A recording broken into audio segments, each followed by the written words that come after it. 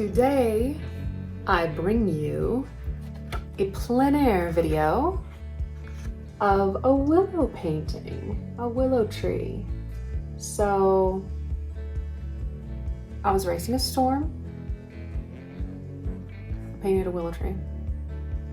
I hope you enjoy watching it emerge. So at the park, I obviously have some wind to contend with, and you'll see a bit of shaky video, a lot of clothing rippling, and I'm just having a snack to settle in and observe my surroundings. So I just take a look around and see what I feel like painting today from that spot. What are my best views? I had a hunch, but I just wanted to confirm that this tree is the most interesting. This is my regular go-to art bag. It's a gray Bagolini. It's water resistant. It has a lot of different pockets, so I don't feel like I have to worry about my water leaking onto my sketchbooks. So this is my moleskin, 5.5 by 8.5, I believe. And I just have a mechanical pencil here. I had to make a choice there. Did I want to do a horizontal or a vertical alignment or, setup? And yeah, my mechanical pencil, I keep it with me. It's always going to be sharp, or it's always going to have a small point, and allows me to, as long as you have a light touch, it allows me to block in everything without that pencil getting dull and the point getting wide and fat and like putting too much graphite down on the page before I even get to paint.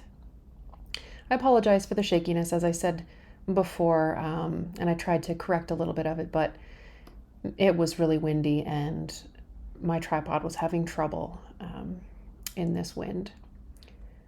I know it's hard to see what I'm working on here, but I will reinforce my lines in just a second. I'll go over them darker.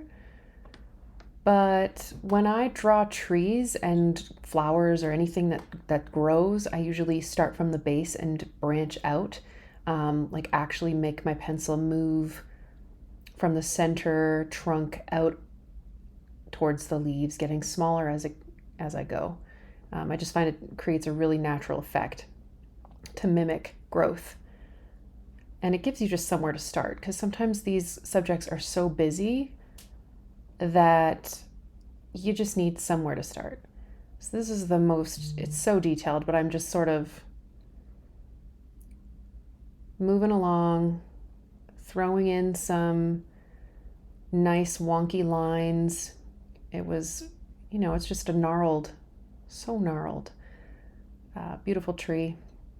Well, you can see I'm growing up. I started it at the base and I'm moving the tree up from there. Now I make a big choice here and decide to redraw. I made a mistake. I guess I'm starting to measure there, starting to use sighting. And rather than just fake it, which I notice a lot of beginners do, they just don't want to redraw. It's too much work. And they're like, okay, it's going to be fine. Rather than do that, I try really hard to take the time and just do it over again, have a Zen approach, like, well, if I get to draw it again, not I have to draw it again. I get to observe closer. Drawing is a meditation for me. So I completely redrew that top there, and that's okay.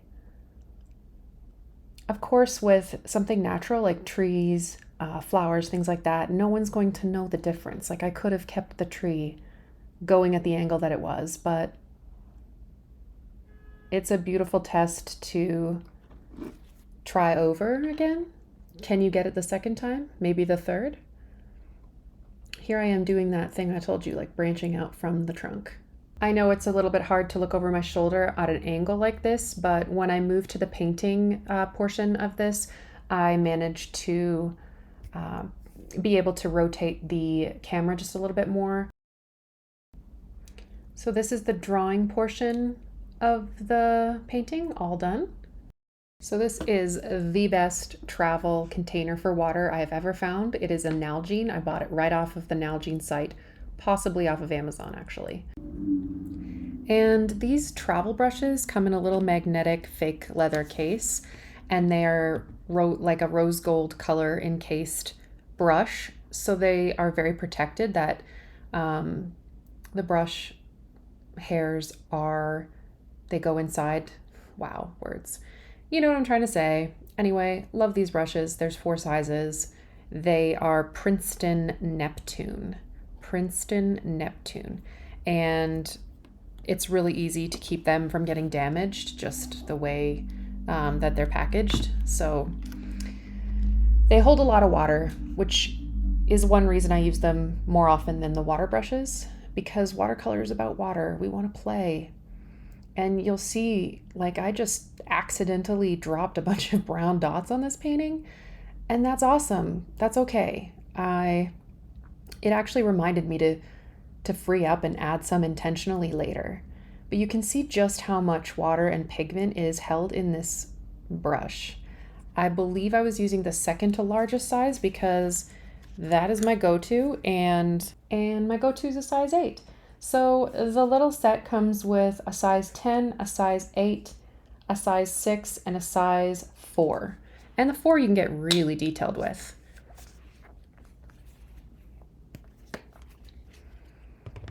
I know the painting has gone a bit off of camera just now, don't worry.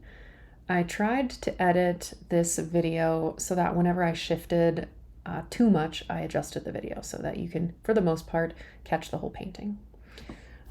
So I've laid in some neutrals, some browns, and I'm going back in with some darks. And I'm having issues with the wind knocking almost everything over. And if you're curious, the watercolor set I'm using is actually kind of hodgepodge together with a bunch of different paints from tubes. So it's not like a ready to buy set. But I use Liz Steele. I've used her suggestions. I don't have her exact palette, but I tried to approximate a variety like she has so that I can achieve what I want to in the landscape. We need certain greens to be bright enough, certain blues to make the right kind of sky, and some lovely beiges and things like that for buildings and whatnot. So I added in lighter green and then dropped some darker green right onto the wet paint right around the base of the trunk so that there were areas of kind of more lush grass there. Gosh, it is so wiggly, I'm sorry. There was a whole lot of small willow trees branching and growing out of the base of this bigger tree. It was very sweet. And it's about here I decide to prepare to get out a smaller brush. It looks like I took out my size 4 there, which is pretty small for me, but I really do want to achieve some detail on the leaves of the willow tree. I haven't switched brushes yet. I'm actually collecting quite a lot of water and paint on my brush right now so that I can do this in intentional splattering effect.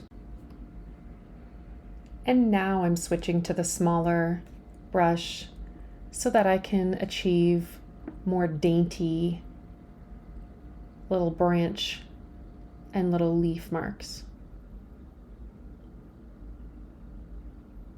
This part's a bit repetitive, but you can see I'm just kind of dropping them in almost like they're hairs, like I was doing a pet portrait or something.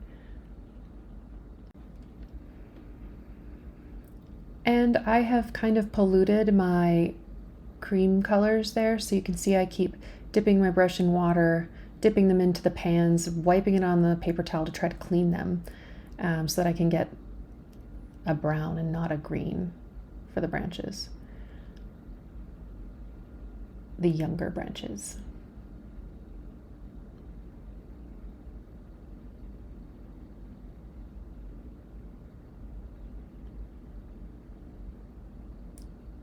When you're painting nature, it's okay for your palette to get really dirty and have a bunch of colors mixed together, and you go to paint something brown and you end up having green in it. It helps because uniformity, like making things too planned out, it really doesn't happen in nature. So variety, even unrealistic variety, what I mean by that is variety that you didn't necessarily see in the scene, it's going to help enhance it. It will. So some of my branch colors are different than I was aiming for, but if I were really controlling everything, it would have this, maybe this sense of being surreal, being like an illustration or something, instead of trying to capture life, trying to capture character. Wow, my hair.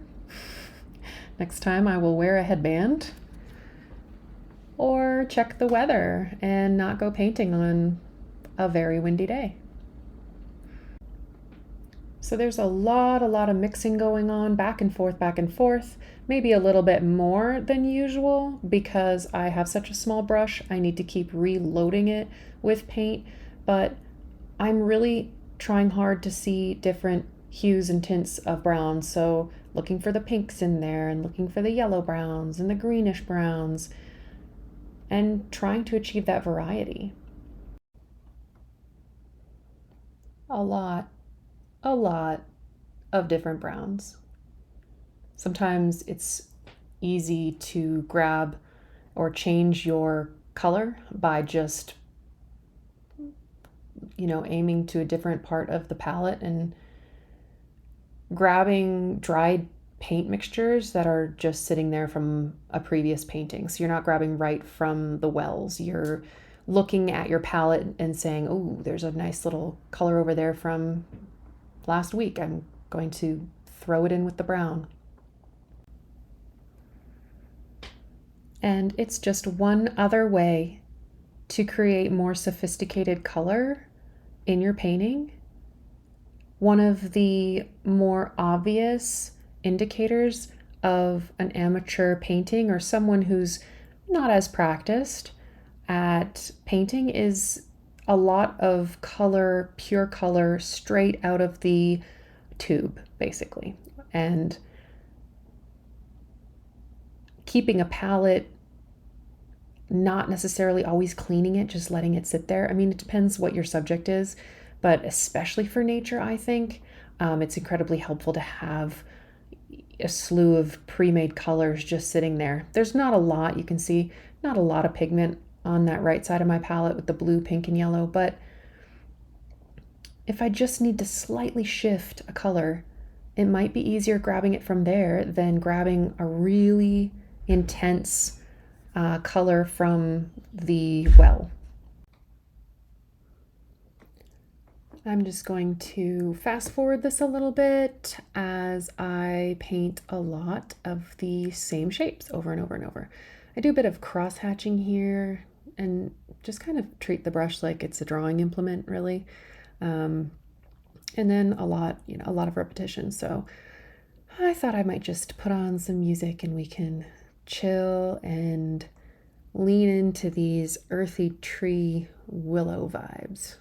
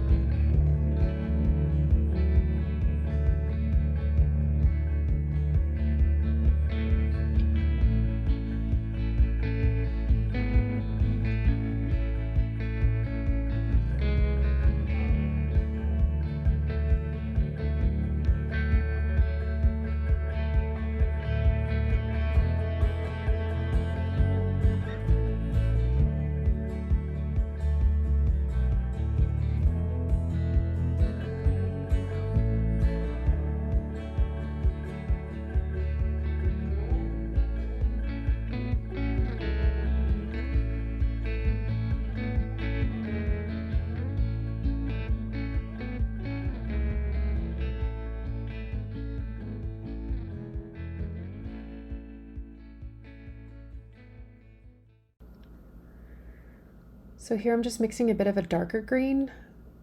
You're never just done, I mean maybe sometimes, but you're often not done the first time you lay down the drawing and paint. there's always more contrast and depth you can add by just changing the value. So I just made a darker green and I'm just layering over top here to create a little bit more depth. And then I'm going to mix a really zingy green for some of the grass around, like the background grass, the grass that the light is hitting more than the grass directly under our willow. So I've got green and a yellow in there, very yellowish green. Added in some very light blue and tested it on the page, and now I'm adjusting a little bit. I try to clean my brush before I put it in yellow because otherwise it just turns my yellow green. It's like always a fact. My yellow well is full of green. Just blocking in very little detail for this green. I don't want it to take attention away from the rest of the painting. I just want it to sit in the background, and I'm not going to paint the entire background. I think I already know that at this point. I'm not going to lay blue in there or anything like that. I'm just going to leave some white space. I think that negative space is needed in this otherwise fairly busy painting. The splattering effect is much easier with a bigger brush than the little brush that I tried earlier. It just holds more liquid, so here we go. And that one little puddle seemed a bit intense for me, so I think I just spread it out a little bit. And I'm adding a bit more just blocks of green because it'll break up how many little tiny brush strokes there are, and enhance the fact that this really, it's painterly. It's not supposed to be, I don't know, it's not supposed to be super uniform, which I guess it was. I thought it was before I added more green with the big brush. So this brings the painting to a close, mostly because any second now you'll see the wind really pick up. I mean, it was windy before, and then it was like, okay, disaster, everything's gonna completely blow away, including me.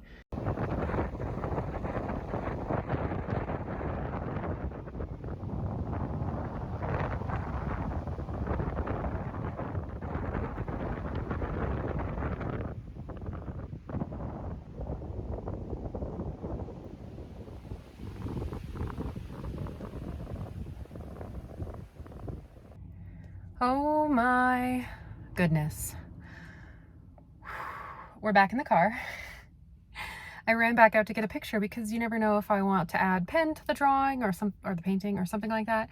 I didn't have a reference photo to go from because I just took video. So I ran back, got a picture in the blustery Texas wind. I mean, it cooled off the day, that's for sure. It was a hot day, but I don't love the wind in West Texas. I'll just say that. It was a fun painting session. I saw the storm coming, and I am used to racing the storm. In Santa Fe, during their 10-day plein air festival, I was a participant, and 50 artists, international, from all around, come to Santa Fe, and then we all go out and we paint our hearts out for 10 days. And then there's like shows and things like that. So it just so happened that every day I went out in the morning and I had to paint quickly because every single day during that festival there was a huge thunderstorm with huge clouds, rain, darkness, the light changed, everything. So I'm glad I had that under my belt for today because I felt a little bit of spitting water. I felt a little bit of rain, and I looked south and it didn't look so blue anymore. So I rushed. Anyway, glad you could come along, and now I get to go home and take a look at it in the comfort of my studio, see how we did. So as you can see, I think that there's a lot of value, a lot of light and dark.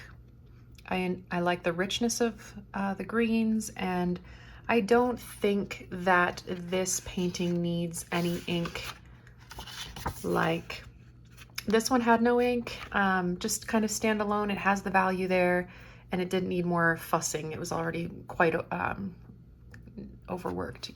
Oh, I like this part here though, with those ripples under the dock. But you can see how this piece could use ink, and I think it really enhanced this sketch, whereas this one, I don't think it needs to be worked anymore. It's fairly detailed already. And I like that we can see some pencil marks in here, some detail, some changed lines and things like that. I think it just adds to it. Thanks for coming along with me today on our painting adventure. Also, please like and subscribe and hit that notification button if you would like to see and catch my paintings as I make them. See you next time.